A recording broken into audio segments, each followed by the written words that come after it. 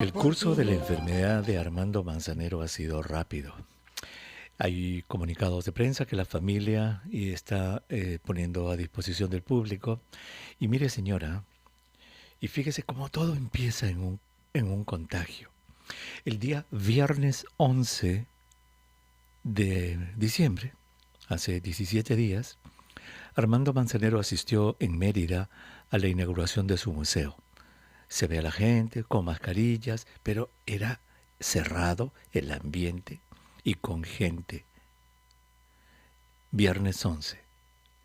El martes estaba en Ciudad de México grabando y dice que empezó a sentir tos y a sentir que le faltaba el aire. 5 días después, justo, recuerde lo que hemos dicho en el programa, los síntomas empiezan 5 o 6 días después del contagio. Al jueves 17, 2 días después, ya estaba en el hospital. El 22 ya estaba intubado y hoy día 28 fallece. 17 días de evolución de la enfermedad. De acuerdo al último parte que se ha hecho conocer, aparentemente habría tenido falla renal porque estaban pensando hacerle diálisis. Fíjese cómo todo empieza en un contagio. Y de eso vamos a hablar hoy día. Vamos a hablar con un especialista en enfermedades infecciosas, el doctor Juan Celis, que está con nosotros en la línea telefónica, para hablar precisamente de esto, de la evolución de la enfermedad, qué cosa es lo que todos tenemos que estar atentos, qué tenemos que aprender. El doctor Juan Carlos Celis está con nosotros, lo saludo a la distancia. Doctor Celis, qué gusto saludarlo, muy buenas tardes. Doctor Huerta, buenas tardes. Gracias otra vez por la invitación. Encantado de tenerlo en el programa, doctor Celis. Muchísimas gracias. Doctor, a ver, usted que ha visto tantos pacientes, porque recuerdo que le hice una pregunta hace algún tiempo, ¿cuántos pacientes? Me dijo, haciendo cálculos, más de 2,000 pacientes con COVID-19 he visto yo allá en Loreto, en Iquito, nos dijo. ¿Qué le llama la atención de este curso de evolución de enfermedad de Armando Manzanero? Se infecta un viernes 11, el 15 presenta síntomas, el 17 está en el hospital, el 22 lo intuban y el 28 fallece. Bastante rápido, ¿no? O sea, es cierto que hay un grupo de pacientes que evolucionan bastante rápido con esta enfermedad. Por eso es que los primeros 5 días de enfermedad son claves en el monitoreo, el saber quién va a ser ese paciente que se complica, quién desatura. Por ejemplo, a mí me gustaría mucho saber de este caso, si es que ya él estaba con algún pulsoxímetro en la casa y si estaba desaturando al menos los primeros 3 a 5 días. Es bastante raro que evolucione tan rápido, pero ahora ya sabemos que hay un grupo de pacientes que evolucionan muy rápido, entre el 4º y 5º día ya están hospitalizados. Y como han presentado este caso también, al día 17 prácticamente ya está en UCI y fallece. Pues le voy a leer el parte renal. oficial, le voy a leer el parte oficial que ayer dio a conocer la familia, que más o menos responde a la pregunta que usted quiere saber. Dice aquí, el pasado viernes 11 de diciembre, el maestro Armando Manzanero asistió a un homenaje en el que se mostró feliz y honrado sin ninguna sintomatología. El martes 15 se encontraba trabajando en una grabación en la Ciudad de México y comenzó a presentar una leve molestia de tos y decremento de oxigenación a causa de COVID-19.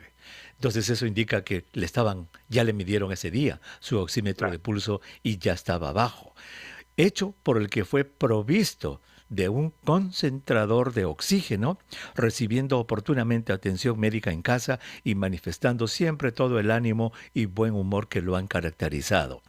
El jueves 17 de diciembre, su oxigenación volvió a bajar y por su propio pie, acompañado por su familia en su vehículo particular, fue ingresado en un hospital privado del poniente de la Ciudad de México. ¿Qué le dice ese curso? Rapidísimo. Que la evolución fue bastante rápida, ¿no? Y probablemente multiorgánica. Otra cosa que hemos aprendido de esta enfermedad, y hay un grupo de pacientes que no es solamente pues el pulmón, ¿no? Aquí, por ejemplo, hay una muestra clara de que probablemente le haya llevado una falla renal rápida y que haya desarrollado probablemente microtrombos o coágulos, etcétera, en un curso bastante rápido, porque 3 a 5 días de estar ya desaturando es bastante rápido. Y hemos visto pacientes así que no podemos explicar. Y eso es otra cosa que siempre hemos aprendido en esto. Hay un grupo de pacientes que hay muchas cosas que no sabemos qué ha pasado. Por ejemplo, hay el otro extremo también, doctor Huerta, de pacientes que no pudiendo llegar a UCI, porque no había camas UCI, teniendo una saturación de oxígeno del 50% al máximo que uno le puede dar de oxígeno con máscara reservorio, uno ya no tenía muchas esperanzas con esos pacientes. Y sin embargo resistieron y salieron de alta sin entrar a UCI.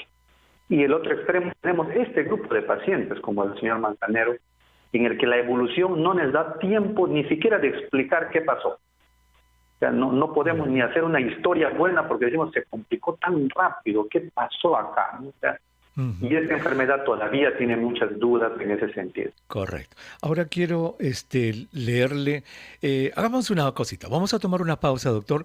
Cuando regresemos quiero leer el comunicado sobre el momento de la intubación y cómo es que decidieron intubarlo el 22, porque quisiera su comentario al respecto. Algo a mí me llamó la atención, pero obviamente quiero que usted nos lo comente. Regresamos después de la pausa.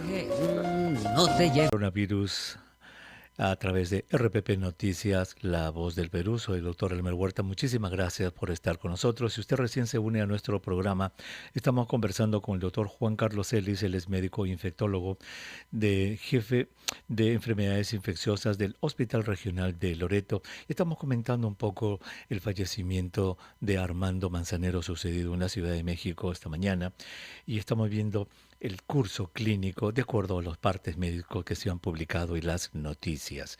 Hemos convenido que el curso ha sido rápido, 17 días desde el día que se contagió hasta el día que falleció. Doctor Salesi, parece que él tenía ya historia renal, ya tenía una cierta historia renal que se complicó en su estancia en cuidados intensivos.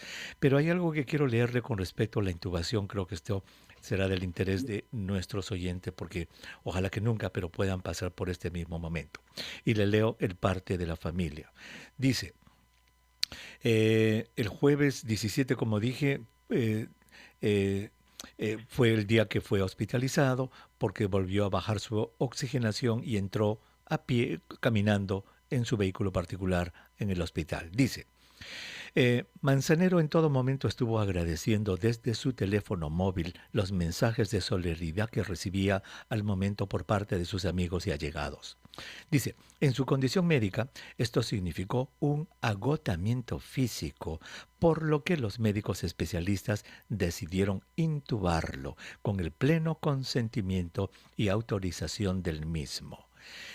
Mi pregunta es la siguiente, ¿el paciente decide intubarse? ¿La familia decide intubarse o ustedes tienen criterios precisos para intubar a una persona? Claro, lo que en realidad se hace es que hay criterios clínicos, médicos, de laboratorio también, que hacen que uno decida que ese paciente ya está evolucionando mal y necesita ya el apoyo de un ventilador mecánico. Y lo que los médicos normalmente hacen es comunicar, solicitar el permiso a la familia, ¿no? Porque el paciente también tiene en algunos casos la opción de negarse a recibir la asistencia de un ventilador mecánico. Y lo que yo entiendo de ahí más bien es al revés, ¿no? De que probablemente los médicos han cumplido con decirle, bueno, necesita ya la asistencia de un ventilador mecánico y por eso la familia y él mismo tienen que decidir si aceptan o no esta medida. Y también nos ha pasado a nosotros eso. Hay pacientes que se han negado a ser intubados, doctor, durante la pandemia y muchos de ellos, a pesar de tenerla o poner ventilador, se negaron. Y la mayoría obviamente falleció porque un pulmón que ya está necesitando un ventilador no es el capricho de un médico o que yo me adelanto por si acaso lo intubo, ¿no? No existe eso. En realidad intubar es una cosa bien complicada, bien difícil.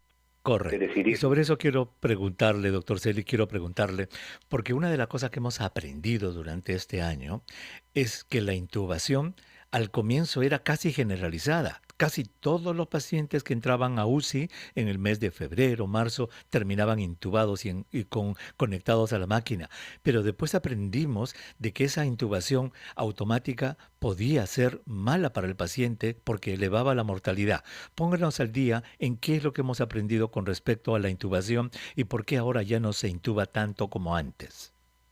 Yo diría que nos ha pasado lo mismo que con los medicamentos, ¿no? O sea, de estar con periodos muy precoces de intubación, diría yo, con altos parámetros ventilatorios, presiones altas, grandes cantidades de oxígeno. Lo mismo ha pasado en la UCI también. Entonces ahora se ha puesto un poco más conservador decidir, es decir, se han bajado, digamos, los límites para intubar, y también ya no se usan parámetros muy altos. Es difícil explicar esto, pero es como presiones muy elevadas, pronación tantas horas, todo eso se ha ido reduciendo, y yo diría que así como con los medicamentos hemos concluido que menos es más, en cuidados intensivos más o menos ha pasado lo mismo. O sea, menos cosas han resultado ser mejores también, incluso para los pacientes que entran a ventilación mecánica, doctor. Ujú. Exacto, eso es importante porque al principio todos intubaban y como usted dice, esos parámetros es la fuerza con que la máquina le echa aire dentro del pulmón. Se vio que el pulmón era como muy frágil y lo podía romper, entre comillas, y eso se aprendió a regular muchísimo y como usted dice también, ya no hacer intubación en todos los pacientes. Ahora, doctor, en términos de prevención, que es lo que nos importa muchísimo y este programa está muy centrado en la prevención, le quiero leer lo que dice El Hijo. Esto acaba de ser publicado hace unos minutos en el diario Los Angeles Times, aquí en California. Juan Pablo Manzanero, hijo de Armando Manzanero, dijo: qué cosa tan irresponsable lo que ha pasado con mi padre. Y continúa, dijo: lo que le ha pasado a mi padre debería ser una lección para toda la sociedad que baja la guardia contra el coronavirus. Y añade aquí, dice: ¿cómo es posible que yo vea una fotografía del periódico de esa reunión del 11 de diciembre en Mérida, cuando lo inauguraron su museo, y diga, esto lo dijo el hijo, qué cosa tan irresponsable, todos allí, ¿cómo puede ser posible? Más de 30 personas sin cubrebocas, sin mascarillas, rodeando a mi padre. Mire. Correcto. Y eso yo diría que es el mensaje clave hoy en día. Si algo hemos visto en estos últimos 3 meses, diría yo, y lo mismo que veo en Iquitos y en todas partes, es que nos hemos descuidado y bajado la guardia, sobre todo en la mascarilla y el lavado de manos. Yo le pongo un número, quisiera ponerle un número. Antes uno veía que aproximadamente un 80-90% de las personas estaban preocupadas por su mascarilla, incluyendo las instituciones que te impedían estar, el mismo policía, si te veía en la calle, te obligaba a ponerte la mascarilla. Eso se ha relajado de una manera notable, o sea, se puede ver en el día a día que ya ni el 50% cumple con ponerse la mascarilla. Las instituciones, yo recuerdo mucho en el Banco de la Nación, aquí en Iquitos, tenían un lavamanos afuera, habían instalado un lavamanos. Entonces era muy bueno ver que aparte de pedirte la mascarilla como obligatoria, entonces uno entraba y te tenía que lavar la mano, ¿no? Al entrar y todo. Y eso también se ha perdido, ya las instituciones incluso se han relajado, que deberían ser las últimas que relajan. Como en este caso, imagine un museo. El ciudadano de repente podría ser el descuidado, pero las instituciones no pueden hacer eso. O sea, las instituciones deberían ser las últimas en no cumplir la norma mínima de una mascarilla que quizás le hubiera salvado la vida a este señor si esos 30, por ejemplo, exacto, hubieran estado con una buena mascarilla, ¿no? Correcto. Y eso es lo que dice el hijo. Juan Pablo dice, me dolió mucho ver a mi jefe, ¿no? Mi jefe es su papá, a mi jefe, pues lamentablemente con su diabetes a sus 85 y con el riñón jodido, así hablan en México, qué tristeza haber visto esa imagen de estar rodeado por 30 personas sin cubrebocas, se lamentó el hijo. Correcto. Y ahí están todos los factores de riesgo sumados, ¿no? Espacio cerrado, no uso de mascarillas, probablemente un contacto más estrecho, todos lo han querido saludar, lo han querido dar sus felicitaciones, y las reuniones que siempre decimos que en espacios cerrados son las peores que ahora conocemos tan bien, ¿no? El factor de riesgo adicional, la edad mayor de 65 años y con comorbilidades como diabetes y probablemente una nefropatía diabética en curso, suman todo lo que sabemos sobre este modelo de queso suizo, que tú vas sumando factores de riesgo y hacen que una persona tenga este tipo de desenlace que lamentablemente en este caso ha sido fatal. Y yo creo que es importantísimo ahora que ya estamos ya a 28, ya se vienen las fiestas de Año Nuevo. Yo creo que esto ojalá, doctor Celis, sea un motivo para que nuestros oyentes, si estaban pensando hacer reuniones de Año Nuevo, fiestas, reconsideren el cómo hacerlas, ¿cierto? Correcto. Y ese mensaje tiene que permanecer, ¿no? Hay una cosa constante que estamos viendo en el día a día, es que ya el uso de la mascarilla ya no es exigido y ya no hay vergüenza en andar ya sin mascarilla. Hasta agosto yo más o menos veía que todos estaban preocupados por la mascarilla, el contacto, el lavado de manos, y eso cada día se está relajando. Otra cosa, doctor, que estamos viendo en Iquitos, por ejemplo, ahorita tenemos un aumento de casos, poco, pero tenemos un aumento de casos, y estamos viendo que los últimos 2 pacientes que acaban de ingresar al hospital donde yo trabajo han usado corticoides prematuramente. Uy, Dios mío. Doctor, vamos a hacer una pausa. Vamos a hacer una pausa porque quiero que me cuente, por favor, lo que está pasando en Iquitos. Y quizás usted sea muy joven, pero en mi época había un programa que se llamaba Risas y Salsa. Allí había un personaje que su apodo era Guayabera Sucia. Pues ahora con lo que nos está contando que nadie usa la mascarilla o la usa mal o la lleva en el cuello, quizás habría que volver a ese apodo que en vez de decir guayabera sucia es mascarilla sucia. Así es, doctor, más o menos eso. Muy bien, vamos a regresar, no se vaya. Coronavirus a través de RPP Noticias, La Voz del Perú. Soy el doctor Elmer Huerta. Muchísimas gracias por permitirme que los y las acompañen estas tardes de pandemia. Estamos conversando con el doctor Juan Carlos Celis, jefe del Departamento de Enfermedades Infecciosas del Hospital Regional de Loreto, y estamos hablando sobre COVID-19. Hemos comentado ya lo que se sabe acerca de la muerte de Armando Manzanero y quizá la lección más importante, señora, que ha salido ya al público son las quejas de su hijo, del hijo de Armando Manzanero, el señor Juan Pablo Manzanero, quien dijo que fue irresponsable al haber visto la fotografía del 11 de diciembre en la que 30 personas sin mascarillas rodeaban a su padre cuando le estaban haciendo un homenaje en la ciudad de Mérida. ¿Cómo pudieron haber hecho eso?, dijo Juan Pablo Manzanero. Doctor Celis, antes de ir a la pausa me estaba hablando de que en Iquitos están viendo casos nuevamente. Descríbanos, por favor. ¿Tienen números, tienen cifras? ¿Qué es lo que está pasando? Sí, bueno, nosotros ya hace más o menos unos 3 meses que veníamos teniendo muy pocos casos, digamos, como casos nuevos, entre 1 y 2 al día, que se manejaban en su mayoría ambulatorios, y habíamos tenido más o menos un fallecido el último mes y medio.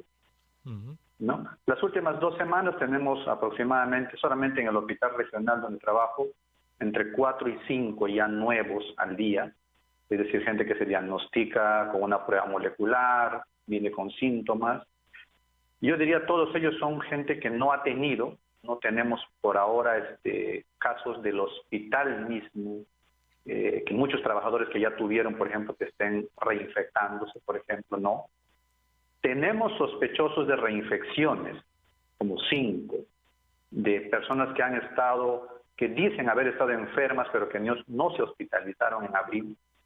Por lo tanto, nos es difícil determinarlo, porque como no se han hospitalizado y no tienen pruebas, no podemos confirmarlo, ¿no? Entonces tenemos sospecha de reinfecciones, pero que no han necesitado al menos UCI ni han necesitado rehospitalización, ¿no? Eso es un tema claro. Y lo que nos preocupa mucho estos días es que, por ejemplo, de los últimos 2 que yo tengo en el hospital, que ya no tenía hospitalizados hace ya casi un mes, Salud sí teníamos casos en UCI 3, 5. El hospital regional, que es como el MINSA, no teníamos casos hospitalizados, y las últimas semanas ya tenemos otra vez hospitalizados. Algunos ya han salido de alta, muy bien, han salido de UCI también, eso es bastante bueno, porque cuando son pocos se les atiende bien y pueden incluso salir. Pero de estos últimos 2 casos quiero llamar la atención y aprovecho, doctor, la ocasión. Una mujer de 30 años y un adulto diabético de 58. mujer de 30 años sin ninguna comorbilidad más que un sobrepeso, se enferma en Lima. Ella es de Iquitos, se enferma en Lima, y a los 2 o 3 días de sentirse un poco con malestar, dolor de garganta, pues se automedica, ni siquiera pregunta a nadie, se automedica con una ampolla de dexametasona y clorfenamina, porque eso siempre usaba, dice, ¿no? Ese es un clásico de nosotros. Claro. Llega a Iquitos, ahí está el otro problema, o sea, prácticamente ha viajado con el virus, ¿no? Llega a Iquitos y como se está sintiendo mal ya al 5.º día, va a una farmacia y pregunta al encargado de la botica qué puede tomar. Y ella me dice, bueno, me dio 3 pastillas, doctor, no me acuerdo qué. O sea, ni siquiera supo qué le han dado, pero le dieron 3 pastillas, ¿no? Y yo estoy seguro, porque aquí a eso le llamamos la triple, es una cosa terrible. En todo el Perú pasa eso, pero la triple es siempre un analgésico, un corticoide y un antibiótico. Más corticoides. Entonces le dan los 3. Entonces vuelve a usar al 4.º día, 5.º día, otra dosis de corticoide. El tercer error, va al hospital por un dolor lumbar, pero se sentía cansada, dice ella. Primer error del sistema de salud es que refiere que nunca le tomaron la saturación. O sea, prácticamente le hicieron un triaje sin tomarle la saturación. En el hospital, doctor. Qué barbaridad. En el hospital. Le mandan a la casa porque encuentran un examen de orina con 20 a 30 leucocitos, con una leucocituria y como si fuera una infección urinaria. Otro problema que yo veo ahí, yo lo asumo como responsabilidad ya de los pacientes, porque es una persona de clase media, informada. Yo le digo, pero si tú te sentías un poco agitada, sí. Me dice, ¿y tu pulso oxímetro?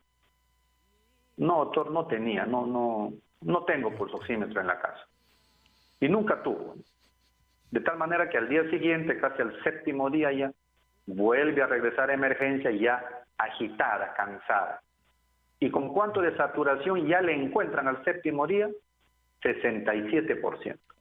67. Esta es una historia que está sucediendo en el Perú mucho, doctor, mucho. Los reportes que tengo de Sullana, por ejemplo, donde hay infectólogos ahí que nos comunican, es que la mitad de los pacientes que llegan a hospitalizarse saturan ya menos de 80%. Y automedicados con corticoides, por lo menos el 40-50%.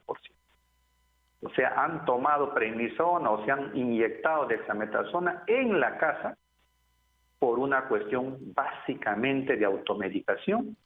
Y lo peor de todo es que todavía hay médicos, y han pasado ya varias recetas ahí, que todavía están usando corticoides en gente que no necesita oxígeno. Exactamente. Falla a todo nivel y estamos todavía con esto de que la gente se está automedicando y está usando cortisona. Señor, señora que está escuchando el programa, ojalá que usted por favor preste atención.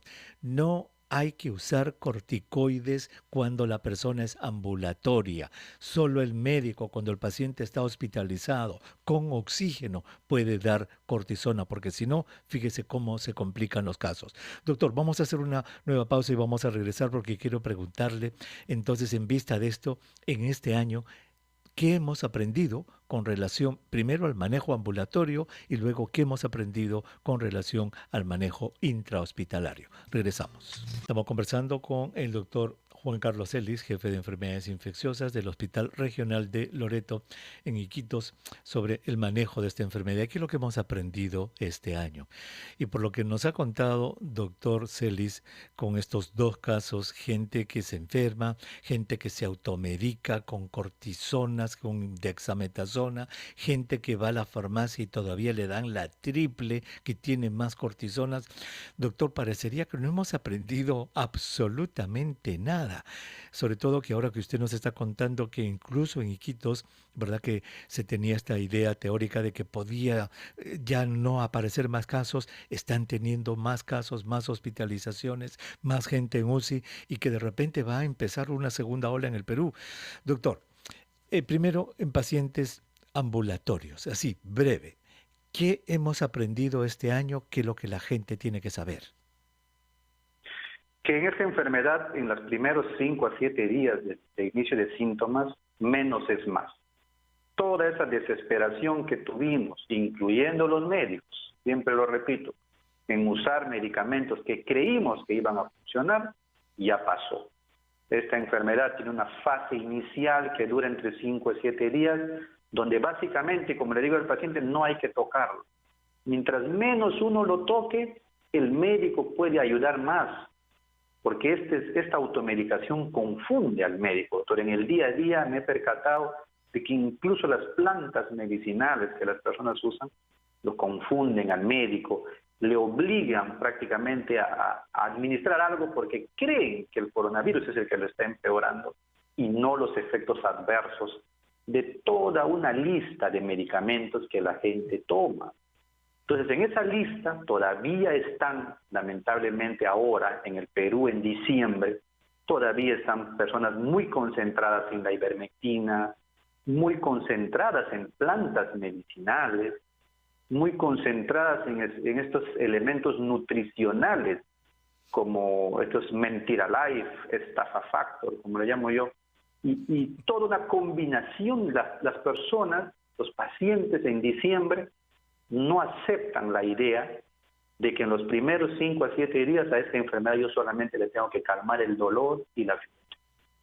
Es decir, reposo, aislamiento, paracetamol, si es muy fuerte agrego un AINE muy puntualmente, pero nada más. Y esa fase no la hemos podido transmitir. Lamentablemente tengo que decirlo, en esa fase pienso que hemos fallado. Sí. La comunicación nunca se ha dado de una manera tan efectiva como uno quisiera. Yo quisiera que la gente entienda eso, pero no lo hemos logrado, no se ha podido. La gente no cree de que esta es una enfermedad viral que no tiene tratamiento y como usted dice, doctor, menos es más. No tocarlo que solito se va a ir. La gente no cree eso y empieza a tomar pastilla tras pastilla y obviamente pues empieza ya con su hidroxicloroquina. ¿Todavía se sigue usando la hidroxicloroquina o felizmente ya dejó de usarse? Me ha dado mucha pena, doctor, ver el otro día una receta de un manejo ambulatorio de pacientes en Piura con ivermectina, hidroxicloroquina y corticoides ambulatorios. Doctor, una receta médica. Una receta médica con colegio médico sellado y firmado.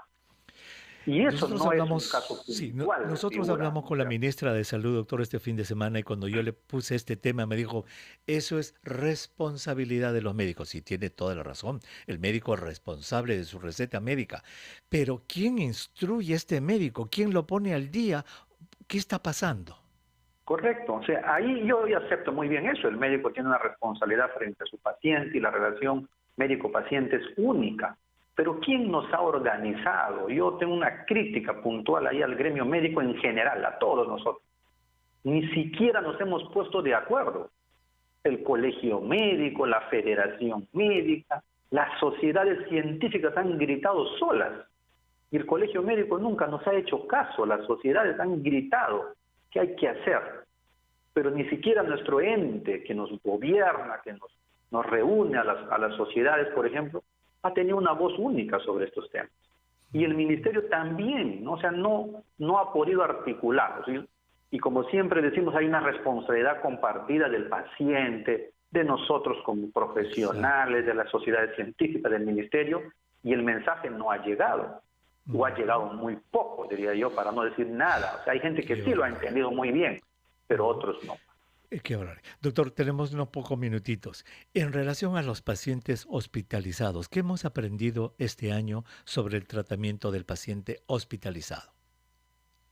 Que una vez que el paciente, previo a eso yo quisiera decir que hay un momento como 3 días antes, de que el paciente que tiene un pulsoxímetro a la mano, como hubiera tenido esta chica si hubiera comprendido el mensaje, hubiera llegado más temprano. Y ni siquiera se hubiera entrado a UCI, hubiera entrado a hospitalización tal vez. Pero no tener un instrumento tan básico, que ya hemos hablado tantas veces que es como un termómetro del COVID, en una familia al menos, entonces no es aceptable. Y ahí también hemos fallado en comunicar o en entender, la sociedad también es. Ya estando Entonces, hospitalizados, ya, perdón, discúlpeme, doctor. Entonces, en palabras sencillas, en la fase ambulatoria lo que hemos aprendido es que menos es más, como usted ha dicho, no hacer nada, que solito va a pasar, pero eso sí, estar atentos. Ojo, pestaña y ceja a la desaturación con el pulso oxímetro para ir temprano cuando ya baja de 95 al hospital para no llegar a UCI. Muy bien. Una vez hospitalizado, ¿qué se hace? ¿Qué hemos aprendido? ahí está. Que también en este grupo de pacientes, de una lista enorme que teníamos, que yo lo usaba acá en Loreto, donde incluíamos la hidroxicloroquina en hospitalizados, lopinavir, ritonavir, etcétera, antibióticos que se usaban a veces sin ninguna justificación, lo mismo, menos es más. Nos hemos quedado básicamente con 4 cosas, ¿no? El oxígeno, que es un medicamento más de los pacientes, la dexametasona, que ahí sí, recién en ese momento, el paciente que está con falta de oxígeno, todo funciona y puede salvar hasta un 30-40% de los pacientes, es muy importante decirlo. Y otro que ya se ha caído también estos días es el uso indiscriminado de anticoagulación. Ahora ya se sabe que la enoxaparina en casos bien puntuales y evaluados. Y el cuarto, que es muy importante y que a veces se descuida en la pandemia, es tratar la enfermedad de fondo. A veces cuando ya tienes un coronavirus en hospitalizado se olvidan de que el paciente es diabético, que es un renal, que es un asmático, y entonces todo eso nos ha confundido. Ahora, por ejemplo, muchos pacientes salen de alta porque hay tiempo, hay camas, hay oxígeno, etcétera. Hasta de la UCI han salido altas, muy bien, porque hemos aprendido también en hospitalización, en UCI, a manejar mejor los pacientes.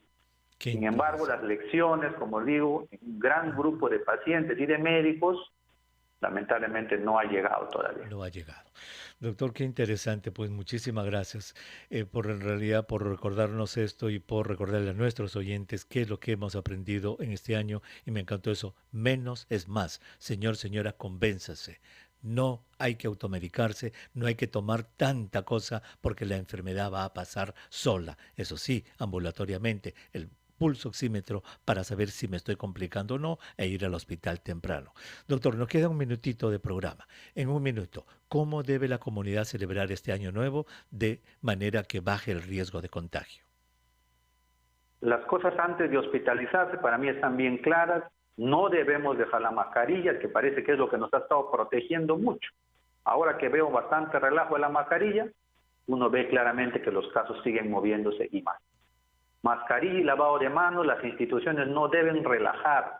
Y ahí es un claro mensaje a todos los municipios, los gobiernos regionales, el Ministerio de Salud mismo. No deben relajar las mascarillas porque eso es lo único que le obliga al paciente a usarlo. Como en esta institución, un museo, por ejemplo. ¿Cómo no puede haber una norma que le obligue a una institución a que todos los que ingresan tengan una mascarilla? Nuestro pulsoxímetro, como familia, como barrio, como sociedad, como comedor popular, como vecinos, tiene que estar a la mano porque existe una entidad que se llama hipoxemia silenciosa. Un paciente puede estar ya desaturando ahorita a 90 y yo ni enterado. Solamente el paciente me dice, me siento cansado, pero si le tomo la saturación y está a 90, yo ya sé que debo de asustarme si estoy en Lima, si estoy en Iquitos, 90 ya es muy bajo. Ya es muy bajo. Y saber que hay un grupo de medicamentos que en el paciente hospitalizado se usan y que salvan muchas vidas, pero que no se deben usar cuando el paciente está en su casa en forma ambulatoria, sin una estricta supervisión médica, por lo menos. La automedicación está matando gente, está hospitalizando gente que no debería. Sobre todo con las cortisonas, con la dexametasona terrible. Por la famosa dexametasona, la prednisona, la famosa triple, y es una cosa que nosotros la tenemos muy internalizada en el país. Que y a los colegas que se pongan al día, por favor, que se den cuenta que ya pues no pueden recetar hidroxicloroquina, no pueden recetar ivermectina, ni mucho menos dexametasona a pacientes ambulatorios. Y ahí el colegio médico, yo estoy de acuerdo con usted, tiene una responsabilidad grande de decirle a todos los miembros de la orden, señores, ustedes son responsables de sus recetas, sí lo son, pero como colegio médico les tenemos que decir que este año hemos aprendido que las medicinas que se deben usar están en las guías del MINSA y hacerles ese recordatorio. Doctor Celis, muchísimas gracias por haber estado con nosotros. Gracias a usted, doctor Huerta. Ojalá tengamos un mejor año y no nos preocupa lo que nos ha dicho que en Iquitos, mire señor, señora, parece que están aumentando los casos. Regresamos con consulta.